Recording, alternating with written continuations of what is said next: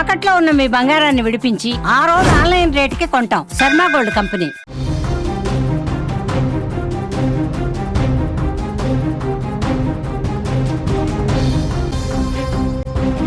Breaking news చూస్తున్నాం. గండికోట హత్య రహస్యం ఇంకా వీడటం లేదు. వైష్ణవి హత్య కేసులో ఇంకా మిస్టరీ కొనసాగుతూనే ఉంది. ఎటువంటి ఆధారాలు దొరకడం లేదు. ఈ హత్యకి సంబంధించి ఆధారాల కోసం పోలీసులు తీవ్ర ప్రయత్నాలే చేస్తున్నారు. పర్యాటకుల ఫోటోల్లో వైష్ణవి కనిపించినట్లుగా కూడా గుర్తించడం జరిగింది. ఒంటరిగా వైష్ణవి ఆలయంలో తిరుగుతున్నట్లుగా కూడా సమాచారం. గండికోటలోకి ఎంటర్ కాగానే మాధవరాయ స్వామి ఆలయానికి వెళ్ళినట్లుగా ఆధారాలు అయితే లభిస్తున్నాయి. గండికోట హత్య రహస్యం ఇప్పటి వరకు వీయటం లేదని తెలుస్తోంది. రోజులు గడుస్తున్నా నిందితులు ఎవరన్నది ఇప్పుడు మిస్టరీగా మారింది. ఆధారాలు దొరకకుండా నిందితులు బాలికను చంపడంతో పోలీసులకు ఇప్పుడు తలనొప్పిగా మారింది. ఆధారాల కోసం తీవ్ర ప్రయత్నాలు అయితే కొనసాగిస్తున్నారు పోలీసులు.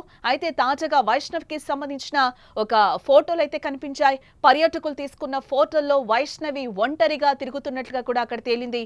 గండికోటలోకి ఎంటర్ కాగానే మాధవరాయ స్వామి ఆలయానికి వెళ్ళినట్లు పోలీసులు ఆధారాలైతే సేకరించడం జరిగింది. ఆలయంలో వైష్ణవి సింగిల్ గానే వెనక కాలేజ్ బ్యాగ్ వేసుకుంటూ నడుస్తూ ఉండడం కూడా అక్కడ మనకి ఫోటోలో అయితే ఆ విజువల్లో కూడా మీరు క్లియర్ గా చూడొచ్చు. అప్పటికే లోకేష్ ఆమెను విడిచిపెట్టి వెళ్లిపోవడం కూడా జరిగింది. దీంతో కాలేజ్ సమయం అయ్యే వరకు గండికోటలోనే ఉండాలని భావించిన వైష్ణవి అక్కడి గుళ్ళకు వెళ్ళినట్లుగా కూడా మనకి తెలుస్తోంది. ఈ క్రమంలోనే ఆమె దారుణ హత్య చేయబడింది. ఆమెను అన్నలే చంపారనే వార్తలు వస్తున్నా కూడా వారు చంపినట్టు ఇప్పటి వరకు కూడా ఎటువంటి ఆధారాలు దొరకపోవడం ఇప్పుడు ఉత్కంఠం రేపుతోంది. అటు కుటుంబ సభ్యులు ఇటు ప్రియుడు కాకుండా వైష్ణవిని చంపే అవసరం ఎవరికుంది? ఇదే ప్రశ్న ఈ కేసులో మరింత ఆసక్తికరంగా మారుస్తుందని చెప్పుకోవచ్చు. ఇక ఇదే అంశానికి సంబంధించిన మరింత సమాచారాన్ని మా ప్రతినిధి సుదర్శన్ అందిస్తారు.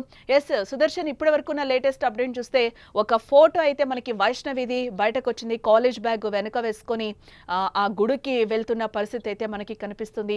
ఇప్పుడు రీసెంట్ గా దీనికి సంబంధించిన అప్డేట్ గా తెలుస్తుంది. మీరేమంటారు? ఏంటి వ్యవహారం మొత్తం కూడా గండికోట లోపల ఉన్నటువంటి రంగనాయక స్వామి ఆలయం చుట్టూనే జరిగింది అని మనం ఇంతవరకు భావించాం. కాకపోతే వైష్ణవిని కోటగుమ్మం దగ్గర లోకేష్ వదిలి వెళ్ళిన తర్వాత ఆ అమ్మాయి మొదటిగా మాధవరాయ స్వామి ఆలయంలోకి వెళ్ళినట్టుగా ఒక ఎవిడెన్స్ పోలీసులకు దొరికింది. ఆ అమ్మాయి ఒంటరిగా వెళ్తూ ఉంది. ఆ సరౌండింగ్ చూసుకోవచ్చు. మాధవరాయ స్వామి ఆలయం లోపల ప్రాంగణం చాలా ఎక్కువ స్పేస్ ఉంటది. ఎక్కువ ఫోటో షూట్లు జరుగుతూ ఉంటాయి. ప్రీ వెడ్డింగ్ షూట్లు కూడా అదే ఆ టెంపుల్లో ఎక్కువ మంది చేసుకుంటూ ఉంటారు. ఎందుకంటే అది చుట్టూ కూడా తోరణం లాగా ఉంటుంది. మధ్యలో చాలా కోటలాగా ఉంటాయి, కొన్ని గుహల్లాగా ఉంటాయి. చాలా అందంగా ఉంటుంది ఆ ఆలయం లోపల. టూరిస్టులు ఎక్కువ మంది కూడా ఎక్కువ స్పెండ్ చేసేది మాధవరాయ స్వామి ఆలయంలోనే. అయితే ఫోటోలో మనం చూస్తే టెంపుల్ మొత్తం ఒకవైపు అంటే హాఫ్ పార్ట్ టెంపుల్ మొత్తం ఫోటోలో ఎస్టాబ్లిష్ అవుతుంది. ఒక్క పర్సన్ కూడా అక్కడ ఎవరు కూడా వేరే వ్యక్తి కనిపించట్లేదు. కేవలం ఏదో వైష్ణవిని వెనక్కి తిరిగి నిల్చోబెట్టి ఫోటో తీసినట్టుగా ఉంది. అంటే అంత నిర్మానుష్యంగా ఉంది. ఆ రోజు టూరిస్టులు పెద్దగా ఆ టెంపుల్లో గానీ గండికోటలో గానీ లేరు. మొత్తం ఆ సమయంలో 60 మంది మాత్రమే లోపల టూరిస్టులు ఉన్నారని పోలీసులు ఇప్పటికే నిర్ధారించుకున్నారు. కాబట్టి ఆ అమ్మాయి ఒక్కటే సింగిల్ గా లోకేష్ ఎప్పుడైతే కోటగుమ్మం దగ్గర వదిలాడో అక్కడి నుంచి నేరుగా అమ్మాయి మాధవరాయ స్వామి టెంపుల్ లోకి వెళ్ళింది. ఈ ఫోటో టైమింగ్ కూడా 11 నుంచి 12 గంటల మధ్యలో అని చెప్తూ ఉన్నారు. హత్య జరిగిందేమో 12 నుంచి 1 గంట మధ్యలో జరిగి ఉండొచ్చు అని చెప్తూ ఉన్నారు.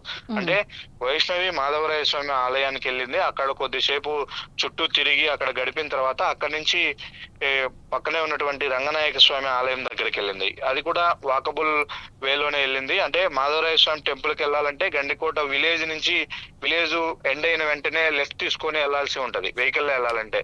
లేదంటే రంగనాయక స్వామికి మాధవరాయ స్వామి టెంపుల్ కు నడుచుకుంటూ వెళ్ళాలంటే మాత్రం ఒక షార్ట్ కట్ ఉంది. అక్కడ నుంచి అక్కడికి రావాలన్నా కూడా మినిమం 10 మినిట్స్ పడుతుంది.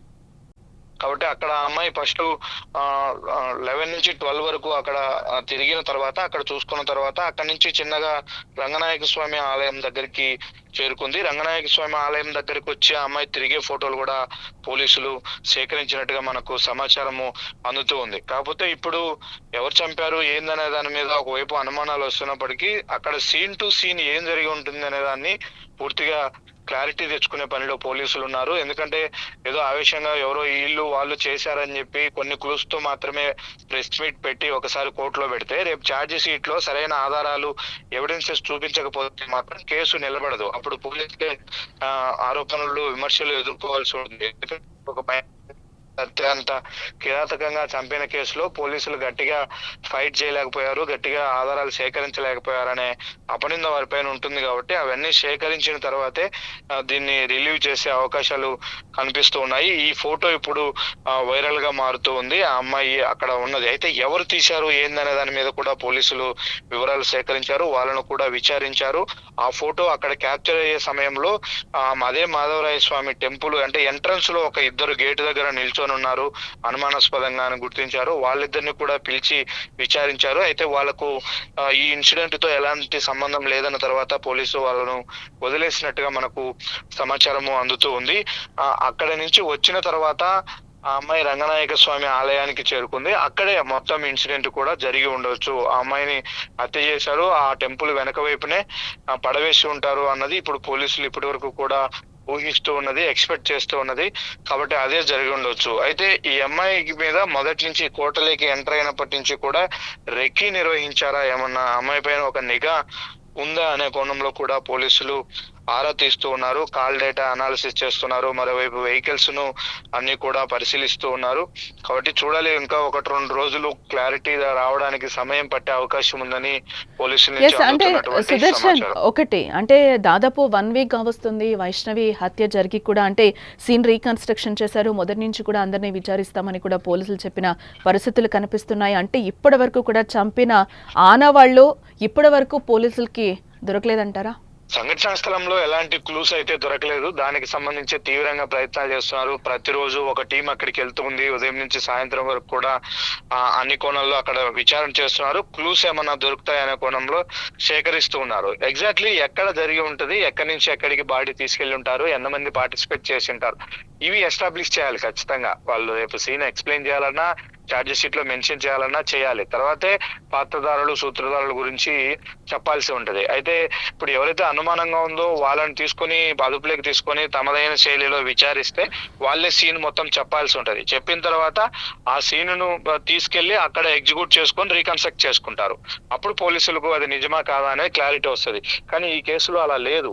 ఇప్పటి వరకు ప్రత్యక్షంగా ఎవరైతే హత్యలో పాల్గొన్నారో వాళ్ళు ఎవరిని కూడా ఐడెంటిఫై చేసే పరిస్థితి లేదు, వాళ్ళని ఎవరిని కూడా అదుపులోకి తీసుకున్న పరిస్థితి లేదు. కాబట్టి ఎలా జరిగింటుంది అనేది అంతా కూడా అజంప్షనే కేవలం ఇప్పటి వరకు. కాబట్టి ఆ ఎవిడెన్సెస్ కు వాటి కోసం తీవ్రంగా ప్రయత్నాలు అయితే జరుగుతూ ఉన్నాయి. దానికి సంబంధించే పోలీసులు ఆలస్యం చేస్తున్నారు. మీరు అన్నట్టు వారం కాదు, ఇప్పటికి 9 రోజులు అవుతుంది ఈ రోటికి ఈ హత్య జరిగి బయటపడి. ఇప్పుడు బయట నుంచి కూడా వస్తున్నటువంటి విమర్శలు ఏంటంటే గండికోట లోపలే జరిగింది, కోటలోకి ఎవరు వెళ్ళారు ఎవరు వచ్చారు అనేది ఎవిడెన్స్ ఉంది, అక్కడ సెల్ ఫోన్ సిగ్నల్స్ ఉన్నాయి, అన్ని ఉన్నాయి. ఇన్ని టెక్నికల్ సపోర్ట్ పోలీసులకు ఉన్నప్పటికీ ఎందుకు ఎగ్జాక్ట్లీ చేశారు అనే దాని మీద ఎందుకు పోలీసులు కేసు విచారణను ఆలస్యం చేస్తున్నారు, అంటే కావాలనే చేస్తున్నారా, దీనిపైన ఏమైనా రాజకీయ ఒత్తిళ్లు ఉన్నాయా అనే కోణంలో కూడా ఇప్పుడు బయట విమర్శలు వినిపిస్తూ ఉన్నాయి. అయితే పోలీసులు మాత్రం అవన్నీ కూడా తోసిపుచ్చుతూ ఉన్నారు. ఎవిడెన్స్ సేకరించడంలో మాత్రమే ఆలస్యం అవుతుంది. హత్య ఏ విధంగా జరిగింది, ఎవరు చేసి ఉంటారనే దాని మీద క్లారిటీ ఉందనే కోణంలోనే పోలీసులు లీకులు ఇస్తూ ఉన్నారు. అంటే సుదర్శన్, అంటే పోలీసులకి వైష్ణవి హత్య కూడా ఒక సవాల్గా మారిన నేపథ్యంలో బయట నుంచి కూడా చాలా విమర్శలు వస్తున్నాయి. ఇప్పుడు మీరు చెప్పినట్టు వీటన్నింటికి మరి త్వరలోనే పోలీసులు చెక్ పెట్టే అవకాశాలు ఏమైనా కనిపిస్తున్నాయా? ప్రతిరోజు ఏదో ఒక క్లూ వదులుతూ ఉన్నారు. ఈ రోజు సాయంత్రం ఉండొచ్చు, రేపు మార్నింగ్ ప్రెస్ మీట్ ఉండొచ్చు అన్నట్టు ఈ మెసేజ్ ను కూడా పాస్ చేస్తూ ఉన్నారు. అయితే ఏ రోజు కూడా ఇంతవరకు ఈ 9 రోజుల పాటు నుంచి వెయిట్ చేసాం మనం, ఎప్పుడు కూడా వాళ్ళ ఒక మెసేజ్ పెట్టింది లేదు, ప్రెస్ మీట్ పెడతాం మేము కేసు కొలిక్కొచ్చిందని డైరెక్ట్ పోలీసులు ఎవరు కూడా చెప్పిన పరిస్థితి లేదు. అయితే టీములు మాత్రం ఫామ్ చేశారు. అన్ని టీములు కూడా ఆన్ వర్కింగ్, అన్ని పనిచేస్తూ ఉన్నాయి, విచారిస్తూ ఉన్నారు. అంటే చాలా కసరత్తు చేస్తూ ఉన్నారు. చుట్టూ గండికోట చుట్టూ ఉన్నటువంటి 4-5 గ్రామాలకు సంబంధించినటువంటి ప్రజలను కూడా అనుమానించారు. వాళ్ళలో కొన్ని అనుమానాస్పద కాల్స్ ఉన్నటువంటి ఫోన్లను ఇప్పటికే పోలీసులు స్వాధీనం చేసుకున్నారు. ఎక్కువ కాల్ డేటా మీదే పోలీసులు ఆధారపడుతున్నట్టుగా మనకు సమాచారం అందుతుంది. ఆ కాల్ డేటాలు కూడా వైష్ణవి కుటుంబ సభ్యులకి చాలా సస్పిషియస్ గా ఉన్నాయి. వాటిల్లో కొన్ని అనుమానాస్పద కాల్స్ ఉన్నాయి. ఆ టైంలో ఆ పర్సన్ కి ఎందుకు కాల్ చేయాల్సి వచ్చింది అనే దాని మీద వాళ్ళని క్వశ్చన్ చేసినప్పుడు వాళ్ళు చెప్తున్నటువంటి సమాధానాల్లో పొంతన దొరకట్లేదు. కాబట్టి వీళ్ళకు తెలిసే ఉంటుంది, ఈ హత్య జరగడం వెనక తెలిసే ఉంటుంది, వీళ్ళ హస్తం ఉంటుందన్న కోణంలో కూడా పోలీసులు అనుమానిస్తున్నారు. కానీ ఆ ఒక్క ఎవిడెన్సే సరిపోదు కేసులు బలంగా కేసు నిలబడడానికి సరిపోదు. ఎందుకంటే ఒకరి నుంచి ఒకరికి కాల్ వచ్చిందంటే ఏం మాట్లాడింది అనేది పూర్తి స్థాయిలో రికార్డు కాదు, కానీ టైమింగ్ అవి అవుతాయి. కాబట్టి ఎందుకు చేశామనే దానికి వాళ్ళు 1,00,000 కారణాలు చెప్పొచ్చు. కాబట్టి అది పక్కా ఎవిడెన్స్ గా ఉండదు. కాబట్టి ఇంకేమైనా స్ట్రాంగ్ ఎవిడెన్స్ దొరుకుతాయా అనే దాని మీదే పోలీసులు ఆరా తీస్తున్నారు. బహుశా ఇంకొక 2 రోజులు సమయం పట్టే అవకాశము ఉంటుంది అని మనకు ఇంటర్నల్ గా తెలుస్తుంది. రైట్ సుదర్శన్. మొత్తంగా అదే గండికోట హత్య రహస్యం ఇప్పటి వరకు కూడా వేయటం లేదు. ఇంకా 3-4 రోజులు టైం పెట్టే అవకాశాలు కూడా ఉన్నాయని చెప్పి కూడా పోలీసులు చెప్తున్నారు. పక్కా ఆధారాలు దొరికిన తర్వాత ప్రజలకు చూపించే ప్రయత్నం చేస్తాం, మీడియాకి చూపిస్తామని కూడా చెప్తున్నారు పోలీసులు. రోజులు గడుస్తున్నా కూడా నిందితులు ఎవరన్నది ఇప్పుడు మిస్టరీగానే మారింది. ఆధారాలు దొరకకుండా నిందితులు బాలికను చంపడంతో పోలీసులకు ఇప్పుడు తలనొప్పిగా మారిందని కూడా ఇక్కడ మనకు చెప్పుకోవచ్చు. ఆధారాల కోసం తీవ్ర ప్రయత్నాలు అయితే పోలీసులు కొనసాగిస్తున్నారు. అయితే తాజాగా వైష్ణవికి సంబంధించిన ఫోటోలు అయితే కనిపించాయి. పర్యాటకులు తీసుకున్న ఫోటోల్లో వైష్ణవి ఒంటరిగా తిరుగుతున్నట్టుగా కూడా తేలింది. గండికోటలోకి ఎంటర్ కాగానే మాధవరాయ స్వామి ఆలయానికి వెళ్ళినట్లుగా కూడా ఈరోజు ఆధారాలు సేకరించారు పోలీసులు. వైష్ణవి హత్యలో ఇదొక డెవలప్మెంట్ గా కూడా మనం చూడాలి. ఇప్పటివరకైతే తన ఫోటోస్ ఎక్కడ కూడా బయటకు రాని సిచ్యువేషన్స్ అయితే మనం చూసాం. ఈరోజు పోలీసులు తేల్చిన దాంట్లో ఆ అమ్మాయి వెళుతున్న ఫోటోనైతే ఒకటి ఈరోజు రిలీజ్ చేయడం జరిగింది. ఆలయంలో వైష్ణవి సింగిల్ గానే వెనకొక కాలేజ్ బ్యాగ్ వేసుకుంటూ కూడా నడుస్తూ ఉండడం మనకి ఆ ఫోటోలో కనిపిస్తోంది. అప్పటికే లోకేష్ ఆమెను విడిచిపెట్టి కూడా తను వెళ్ళిపోయిన సిచ్యువేషన్స్. దీంతో కాలేజీ సమయం అయ్యే వరకు కూడా గండికోటలోనే ఉండాలని వైష్ణవి భావించింది. అందుకే అక్కడ గుళ్ళకు వెళ్ళినట్లుగా కూడా పోలీసులు చెప్తున్నారు. ఈ క్రమంలోనే ఆమె దారుణ హత్య చేయబడింది. ఆమెను అన్నలే చంపారని ఇప్పటి వరకు వార్తలు వస్తున్నా వారు చంపినట్టు ఇప్పటి వరకు ఎటువంటి ఆధారాలు దొరకపోవడం కూడా ఇప్పుడు ఉత్కంఠ రేపుతోంది. అటు కుటుంబ సభ్యులు, ఇటు ప్రియుడు కాకుండా వైష్ణవిని చంపే అవసరం ఎవరికి ఉంది? ఇదే ప్రశ్న ఈ కేసులో మరింత ఆసక్తికరంగా మారుస్తోంది.